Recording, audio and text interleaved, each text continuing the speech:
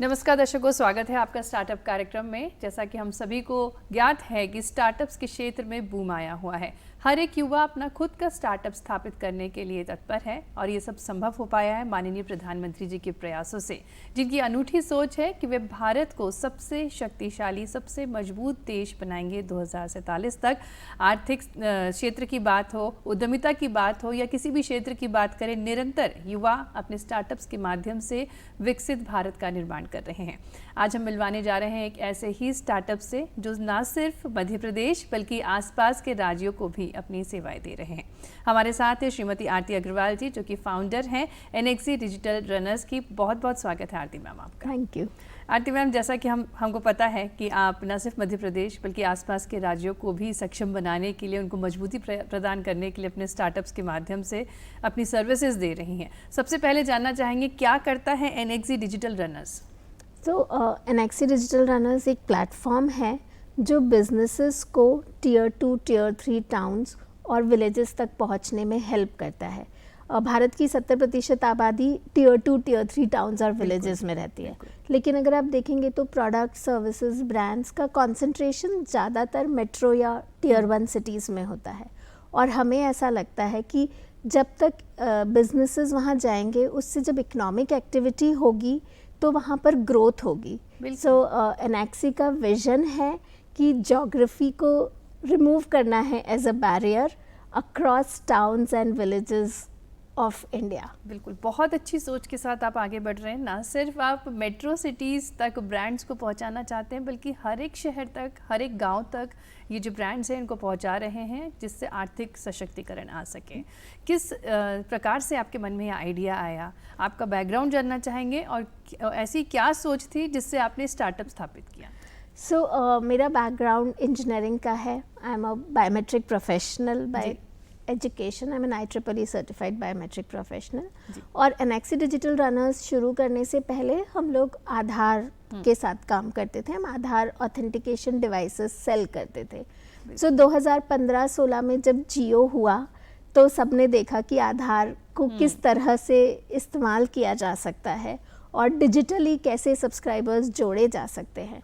और तब हमने भी ये सोचा कि इस तरह तो फिनेंस के सेक्टर में सभी लोगों को केवाईसी करने का ज़रूरत पड़ेगा एंड बहुत सारे ऐसे फाइनेंशियल इंस्टीट्यूशंस होंगे जो विलेजेस में जाकर लोगों को सर्व करना चाहेंगे। सो इस सोच के साथ हमने एनएक्सी डिजिटल रनर्स बनाया था।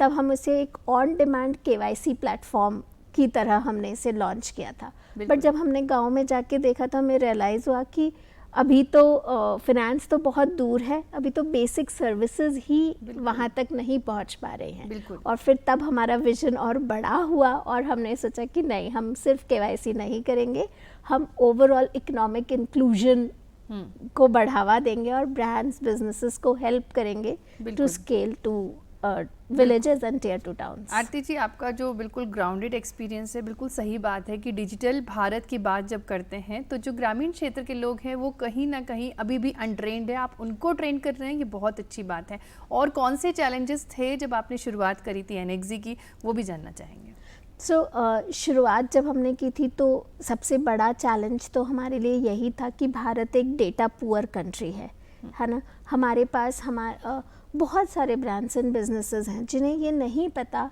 कि छोटे शहरों में क्या डिमांड है और छोटे शहरों में लोगों की बाइंग प्रोपेंसिटी क्या है।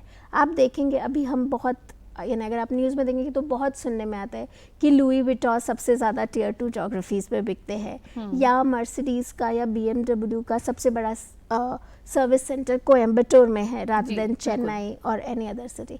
बट ये सब हम आज सुन रहे हैं। आज से 8 साल पहले लोगों को पता ही नहीं था कि टियर 2 में भी इतना डिमांड है।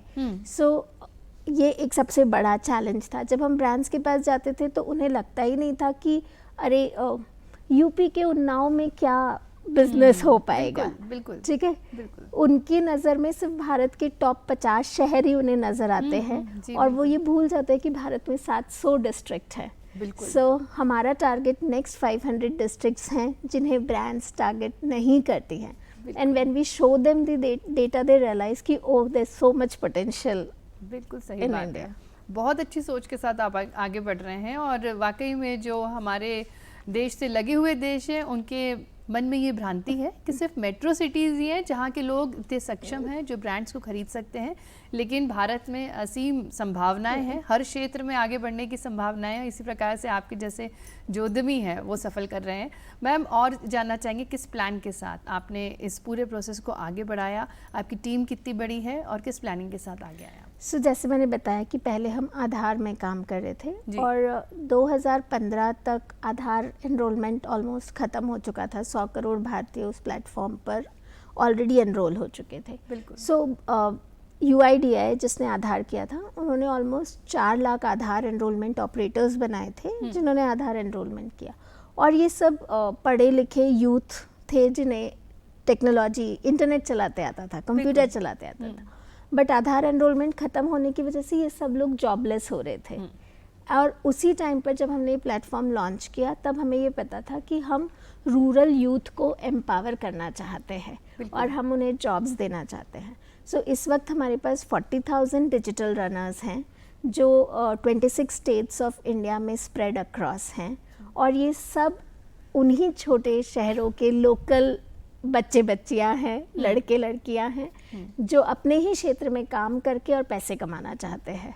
बिल्कुल। तो हम उन्हें वहीं पर रोजगार देना चाहते हैं। हम नहीं चाहते हैं कि वो माइग्रेट करके शहरों में आए, हम चाहते हैं कि वो वही उतना ही कमा पाए जितना वो शहर में कमाते हैं, वो अपनी ही जगह पर रहकर कमा पाए। बिल्कुल। आरती मैम, जैसा कि हम बात कर रहे थे कि आप जो बच्चे जहाँ हैं वहीं पर उनको रोज़गार देती हैं, तो किस प्रकार से उनकी ट्रेनिंग की जाती है, किस प्रकार से उनकी हायरिंग की जाती है, और आपका जो मोटिव है वो आप किस प्रकार से समझाती हैं इन युवा और युवतियों को?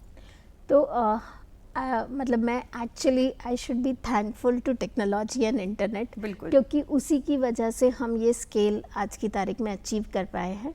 और हमारा सारा का सारा प्रोसेस ऑलमोस्ट डिजिटल है, जिसमें हमारा जो ऐप है, काफ़ी लोगों के पास हमारा ऐप है, और जब भी कोई अपॉर्चुनिटी हमारे पास आती है तो उस ऐप पर ही वो अप्लाई कर पाते हैं।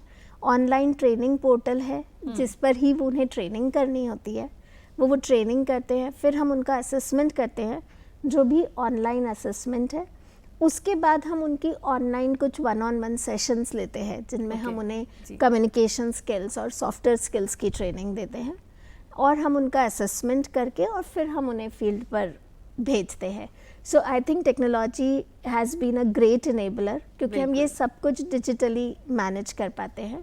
इस सब को मैनेज करने के लिए इंदौर में हमारे पास एक 100+ लोगों का टीम है विच इज़ इन इंदौर, जो रनर्स की ऑनबोर्डिंग करते हैं, उन्हें ट्रेनिंग करते हैं, और वो जो भी काम करते हैं उसका क्वालिटी एश्योरेंस करते हैं कि वो जो भी काम है वो कंसिस्टेंट है, क्वालिटी स्टैंडर्ड्स के अकॉर्डिंग है। बिल्कुल। सो दैट इस तरह से हम रनर्स, लगभग कितने रनर्स हैं आपसे जुड़े हुए? सो इस वक्त हमारे पास लगभग 40,000 रनर्स हैं जो 26 स्टेट्स में हैं। बिल्कुल, बहुत बड़ी संख्या में आपसे लोग जुड़े हुए हैं, और वाकई में भारत के विकास में ये महत्वपूर्ण योगदान होगा, क्योंकि आर्थिक सशक्तिकरण हो रहा है। हर एक राज्य में जो आर्थिक सशक्तिकरण है इस प्रकार से हो सकता है। मैम, और किस आइडिया के साथ आप आगे बढ़े हैं? जैसा कि आप हमें बता रहे थे कि कोरोना में आपका एक ऐसा फेज़ आया था जब आप लोगों से जुड़े और लोगों की मदद भी की, उस फेज़ के बारे में थोड़ा सा दर्शकों को तो मैं ऐसा कहना चाहती हूँ कि हमने प्रोजेक्ट सुरक्षा लॉन्च किया कोरोना के समय, और it really makes me feel proud जो हम कर पाए, क्योंकि हम एक प्रॉपर फॉर प्रॉफिट ऑर्गेनाइजेशन थी। हम सोशल इम्पैक्ट क्रिएट करते हैं, इकोनॉमिक, आपने जैसा कहा कि आर्थिक सशक्तिकरण में मदद करते हैं, पर हम एक फॉर प्रॉफिट ऑर्गेनाइजेशन थे। बट कोरोना के समय चूँकि लॉकडाउन लग गया था, और मैंने बताया कि हमारे रनर्स फील्ड पे काम करते हैं, तो हम कोई काम नहीं कर पा रहे थे। और उसी वक्त हमने ये सुना कि लोग कोविन पर अपना स्लॉट नहीं बुक कर पा रहे, तो हमने सोचा कि हमारे रनर्स लोगों की मदद करेंगे कोविन पर अपना स्लॉट बुक करने में।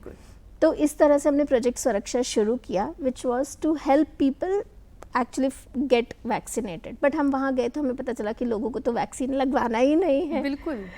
तो उस तरह से प्रोजेक्ट सुरक्षा एक डिजिटल हेल्प से कन्वर्ट हो गया एक वैक्सीन अवेयरनेस प्रोग्राम में।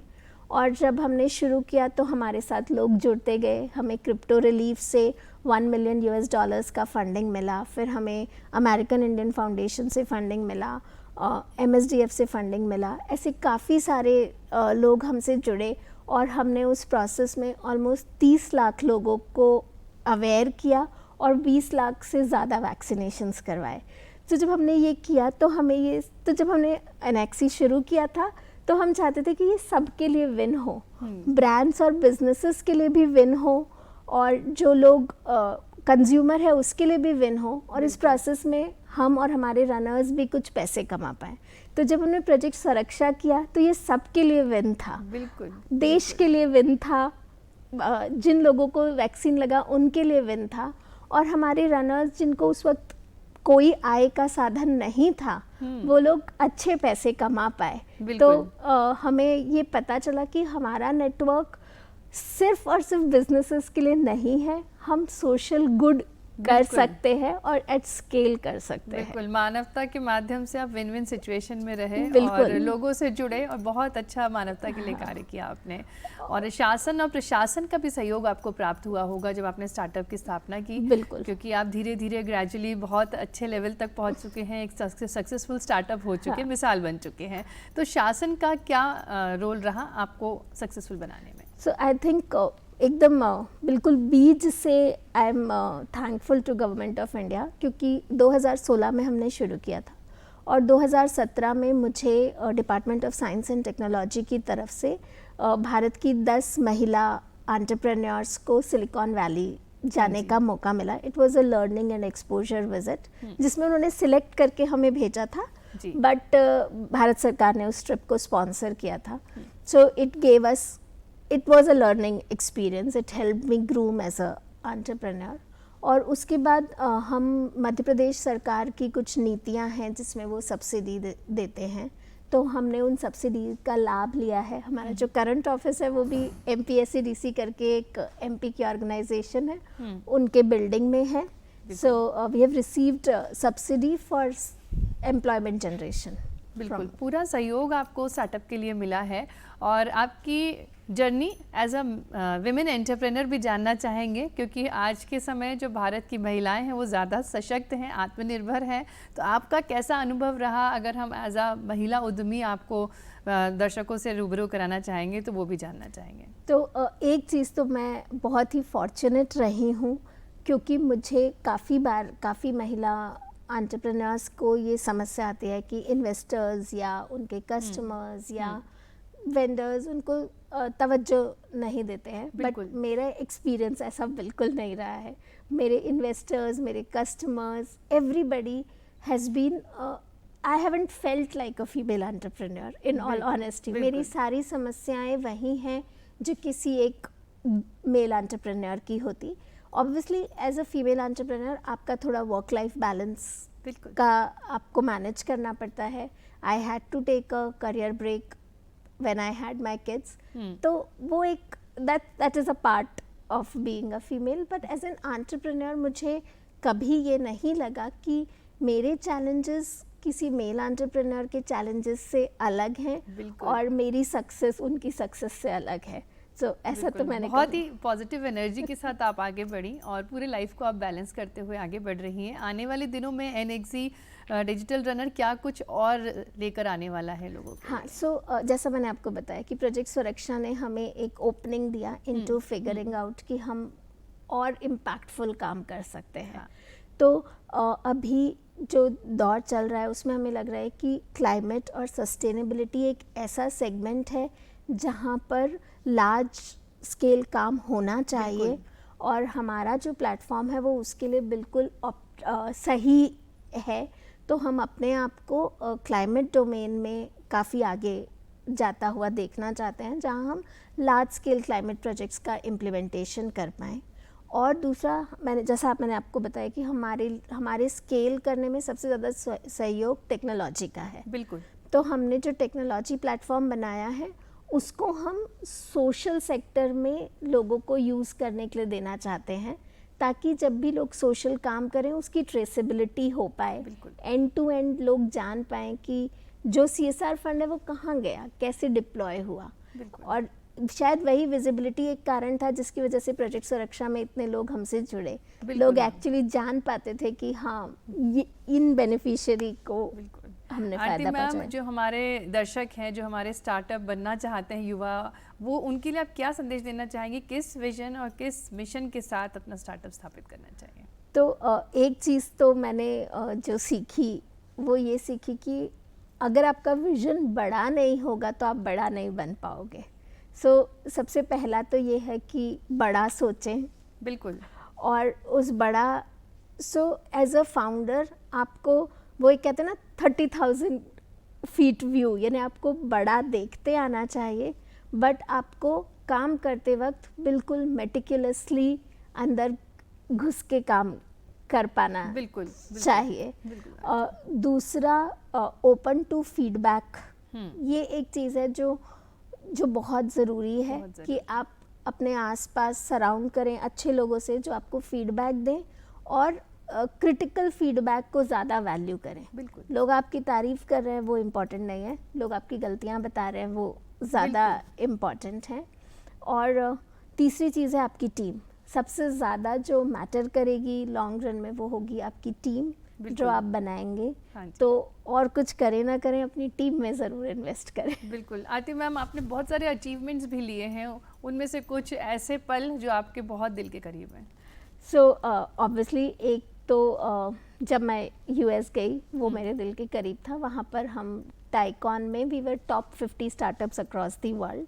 दूसरा नेशनल स्टार्टअप अवार्ड जो हमें 2021 में मिला प्रधानमंत्री मोदी जी द्वारा। बिल्कुल। कोरोना नहीं होता तो हम फिजिकली लेकर आते, but it was an online session, but वो काफ़ी, यानी इट वाज अ बूस्ट। और तीसरा जो हम प्रोजेक्ट सुरक्षा जो हमने किया उसको फेसबुक ने कवर किया, उन्होंने हमारे ऊपर डॉक्यूमेंट्री बनाई, और वो डॉक्यूमेंट्री जर्मनी में भी शोकेस हुई, उसको अवार्ड मिला। So I think doing Project Suraksha is something which was very close to my heart, and it made me feel very happy and proud. बिल्कुल, बिल्कुल। आरती मैम, बहुत बहुत धन्यवाद। आपने बहुत अच्छे से बताया कि किस प्रकार से एक आपकी सोच से आप एक सफल स्टार्टअप भी बना सकते हैं और लोगों से भी जुड़ सकते हैं, उनका भी विकास कर सकते हैं। बहुत बहुत शुक्रिया आपका। Thank you. दर्शकों, उम्मीद करेंगे आपको हमारा आज का स्टार्टअप बहुत पसंद आया होगा। एक ऐसी महिला उद्यमी जो कि बहुत एनर्जेटिक है, बहुत इंस्पायरिंग है और बहुत ही पॉजिटिविटी के साथ समाज के हर एक छोर को छू रही हैं। आशा करेंगे आपको ये स्टार्टअप काफ़ी पसंद आया होगा। इसी के साथ मैं आपसे लूँगी इजाज़त। नमस्कार।